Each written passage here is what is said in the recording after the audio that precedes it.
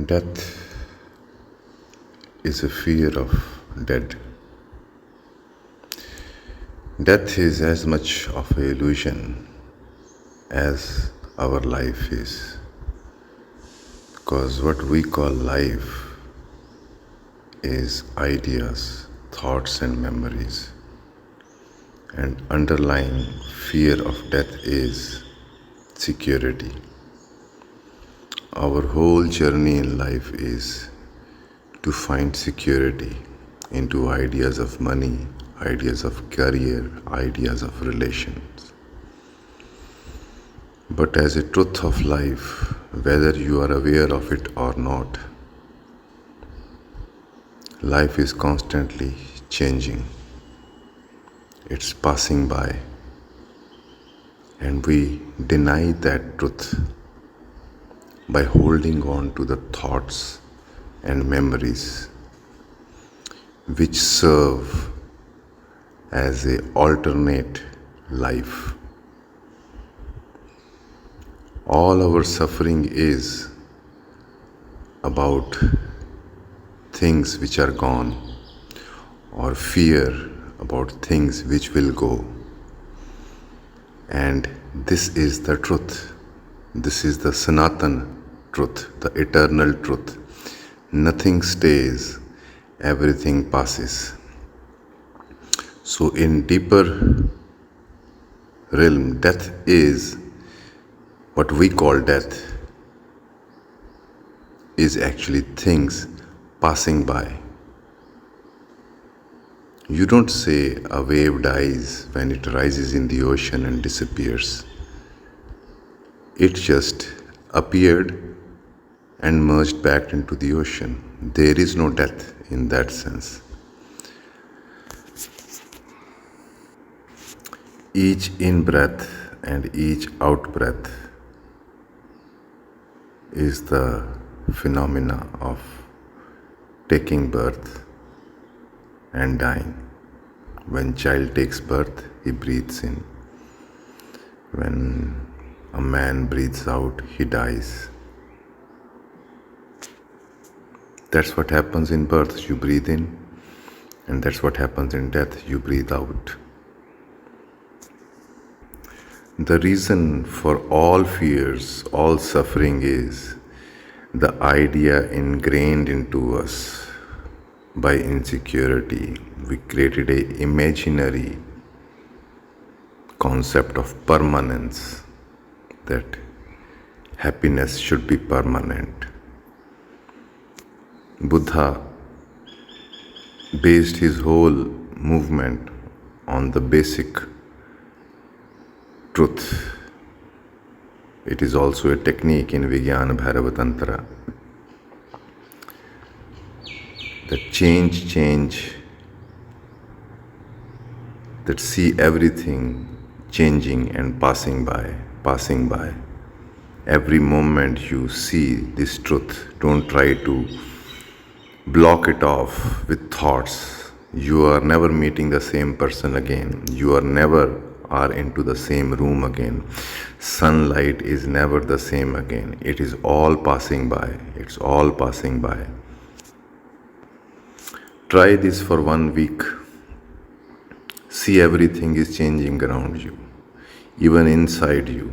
Your blood is moving, your thoughts are changing, emotions are changing, sun is changing, it's morning, now it is day. It's constantly moving on and on. This is what in Hinduism we call the Ganga, the river of consciousness. And why we get isolated is that we want to keep it permanent, and that is essentially the darkness, the struggle with life. That's what is creating Kali Yuga in us. We want to keep things as our thoughts want, as your ego wants, whereas life keeps changing. Nothing stays, everything changes. And if you can do this for 1 week, it may scare you in the beginning. Then you will not feel attached to anything. You will start to lose all attachments because you know it's passing by.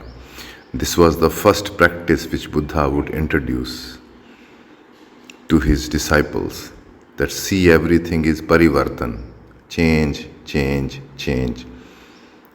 And that will relax you deeply, because then you realize that there is no need to fight to try to maintain things.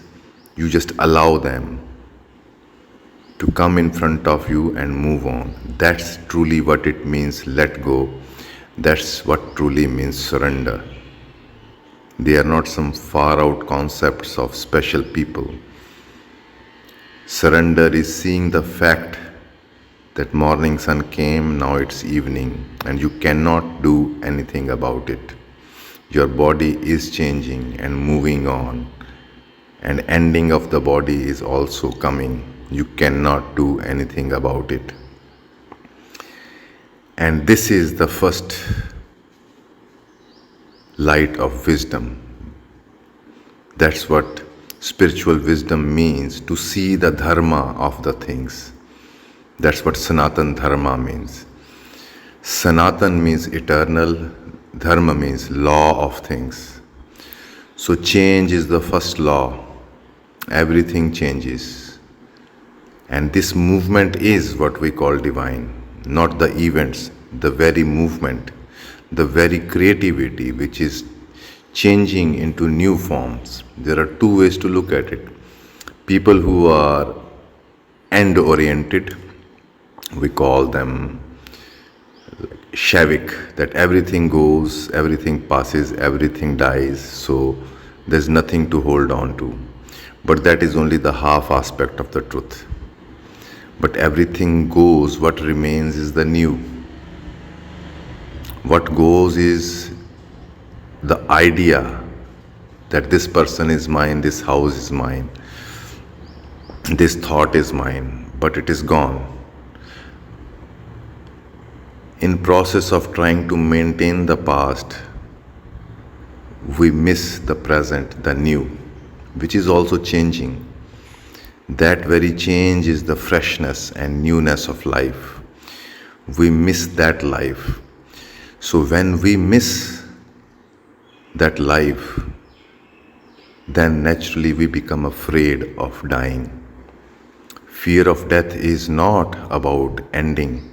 Fear of death essentially deep inside means that you have not lived yet really, and you think you are living through the stories of thoughts and names and philosophies and concepts, selfies and memories, but that is not living.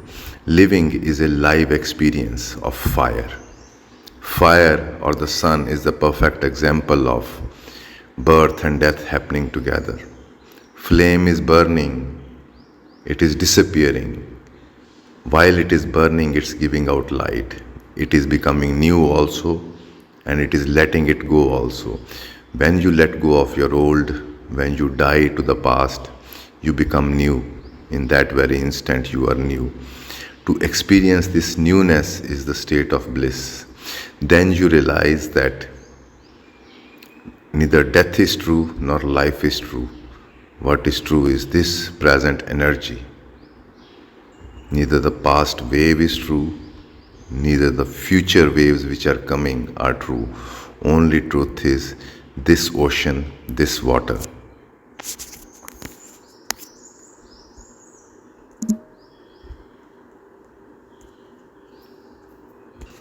And another important point to understand is that death is very much related with time. And for that, you have to understand that time is nothing but memories, a memory process which creates a series of events. You can count them, hence you call it time. And then applying those memories and counts onto the future and projecting the past into the future is also part of the time. So in fact, future is also past. What you call future, nobody knows future, it does not exist. Nobody really knows life, which is now. It exists, but it is lost in the idea of time, future, death, fear, etc. So, to overcome that fear of death in life is important, and for that, you have to embrace and welcome the change. Don't try to justify the idea of death to protect yourself from death, that soul is eternal and all that, because that is just another word, a dead word. It is not going to give you what you need. It may give you a consolation, but you are not really experiencing life. A process of spirituality is to die willingly, consciously. That means willing to let go the past, willing to let go what is going, what is passing by, and embracing what is right in front, and not thinking about what is going to come. These two are imaginations. What is real is in front of you. The more you engage with the present, more you realize there is no time and there is no death. It is not a philosophical concept. Once you experience life really, then you realize there is no death. But for that, you have to start to notice with each breath every day. Just notice everything is changing like a river is passing by. And in the beginning you will feel uncomfortable because all our treasured thoughts, relations are our memories held into selfie images in the mind with our smiling faces. But essentially they are all dead. And most of our life is based on the memories of the past, our definitions, we keep on repeating our past. But what we are doing is we're trying to bring dead alive. That's why I say that we are living in a ghost world of thoughts. And these ghosts in us, the ghost which you are, the dead which you are, is afraid to die. That is very ridiculous. You are already dead. The dead is talking about life, dead is talking about death. But actual life, very rare, very few people experience. Even you experience, but those moments are very rare and very random. We don't even notice them. So this spell of mind, which is made of memories and thoughts, and wants to be into the security, and thought is a security, it is your property. But life is not a security, it's a passing river, it is not your property. So to be mature in life, it is very important to learn to die every moment. What I mean by learning to die is learning to let go. That means seeing the truth. Anything which ended, it's gone. Even you, what you were 1 hour before, is gone. Even you, which is listening to me, which this sound is going on, is also dying. It's disappearing. The wave is rising and merging. And you are left with this present. And this present is the death of your ego. And in this present, you take birth as a being.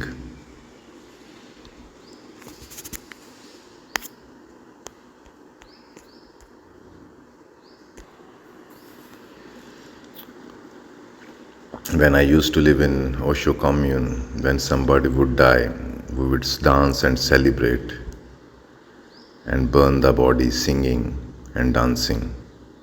But in our society, when somebody dies, we see it as a tragedy. We make even comments, oh, he shouldn't have died.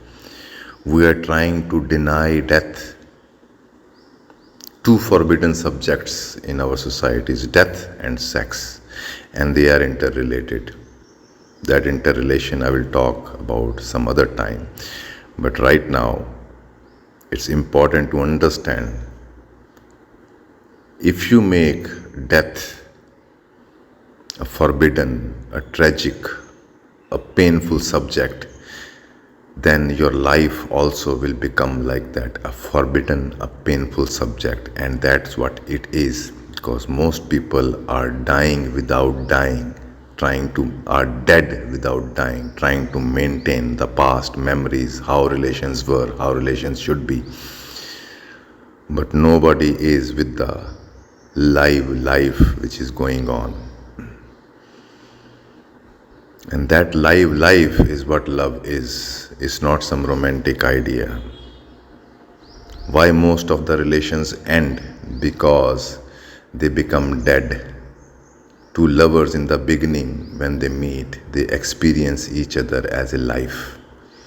But as they come together, they start to put weight of the dead ghost, repeating their past, talking unnecessary things, always trying to validate themselves by telling about yourself, which is past, which is gone. It does not matter. What matters is who you are right now. What is your vibration right now? So instead of calling it death, call it passing by.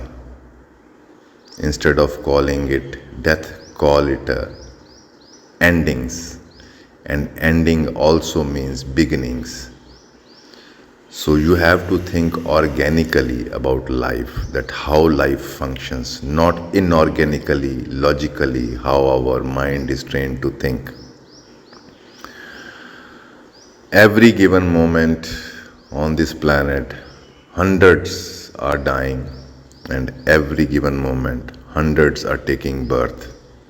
So if you look from a satellite or sitting on a moon, look at the earth, life, death, pain, suffering, happiness, joy, sex, killing, all is going on in any given moment. Once you understand this movement, this is what Shakti is, the creativity is. There is nothing good, bad, evil, or sacred. Everything is this life and its creativity. And the idea which I am saying, it's very hard to digest, because our whole structure is based on life being good, death being bad, somebody being good, that's why you can, somebody being bad, that's how you can call yourself good. If bad is not there, you are not good either. So this is how we have divided life. And to see life, all its happenings, as part of this movement, sacred movement of life, is the death of your mind and its games. You want to know how to be free of death, how to become eternal? You have to be free from the idea of the death. That means, till you do not become free from the crutches and the network of illusion which is created by your thoughts, till then you are going to suffer no matter what you do, because thought is not life. And once you attach with something dead, it will give you suffering, because you are not really living. You are investing your life into memories and thoughts. And death is nothing but a thought in your head about something which does not exist. Or let's say it like this, it is existing every given moment. Death is not a future. Death is always present, because life is present. And life means the rising way of life, of birth, and the settling way of passing and the death. But it's not absolute. Again wave rises and again it settles. Every thought which passes by is death. Every emotion which is over is death. and able to die what healing truly means. Why we suffer from our past trauma? Because we won't let it die. We will keep on thinking again and again and traumatizing our system with the same memory, repeating it. If you really live it and you know it is gone, it does not matter, that disengages you from your karmas. But why karma repeats? Because we hold on to the thoughts, what we did in the past. So as Mahavir says, even thinking about thing is doing the action. Because we are doing many actions again and again in our head, and they create your karmic pattern. Because thought is also an action. But actions of the thought are dead actions, and their results are also suffering and darkness.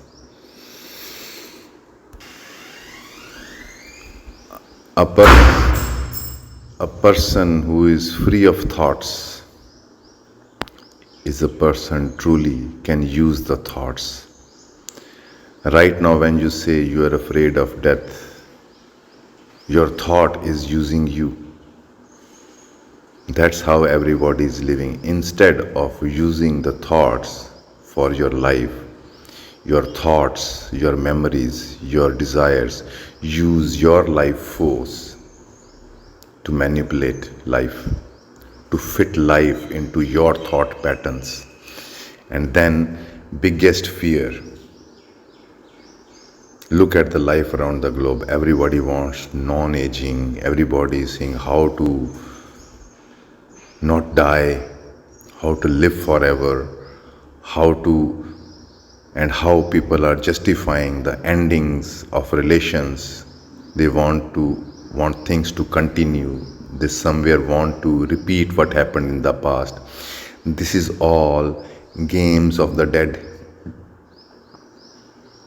And for life, all that does not matter. That's why life is Rudra, means ferocious. It doesn't care about what you think, what you feel, what you believe, because it's not true. No matter what darkness think, feel, and how important it is, your thoughts are to you. But for life, it does not matter. When light comes up, they all disappear. And that's how you're constantly disappearing into the light of the present. And when we talk about being in present, don't think you want to be in the present. Everybody is scared shitless to be in the present. That is the deepest fear, because you know in the present, in the live experience, what is your ecstasy is also your deepest fear. You do not exist. In deep joy, in sex, in anything where you experience something live, you die a death. That is the relation of death with the sex. And in that, a new life is also born.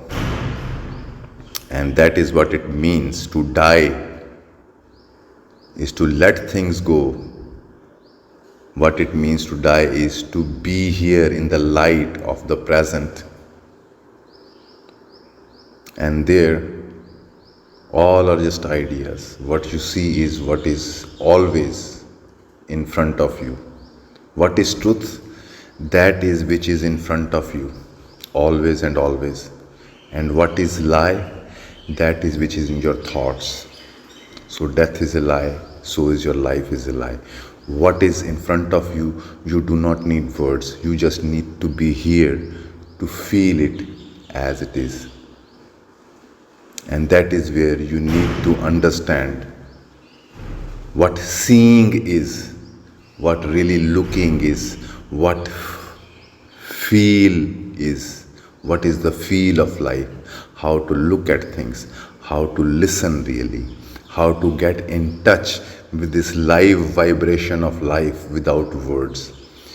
That should be your real journey and seeking, not enlightenment, not liberation, but first how to be fully alive. A person fully alive is not afraid of dying, is not afraid of anything. Because what is in front is part of you. What is in front is eternal. That's what we call Achyut, means immovable, Anant, infinite, Govindaya, that which is taking care and nurturing everything. That is the present moment. It is always there. Your body, your mind arise into it and settles back into it, and which we call death. And we want the wave always to stay up. That is also a death. That is the ending of the movement. Life is a movement between two opposites, beginning and endings. The pendulum keeps moving left, right, left, right. That movement is life. And once you understand life is a movement, it implies other point, that life is a constant change. If there is no change, there is no life. There is stagnation, and that's what mind is. It is keeping things frozen into our memories and makes relation frozen as thoughts. And you stop looking at the person. You see your thoughts only through the person. Same you do with the life. Life is an abstract concept. What really means is that your relation with the present moment, is it of thoughts or is it of life experience? And that should be the journey. That should be the real, a goal which has no goal, because you cannot make a goal out of change. You cannot make a goal out of living. You are living, and you have to just get in touch with this, a space which is beyond words. Then starts a new journey into life. Then starts a new creativity into life. Hari Om. Namaste. Shri Ramachandra Kripalu Bhaj Man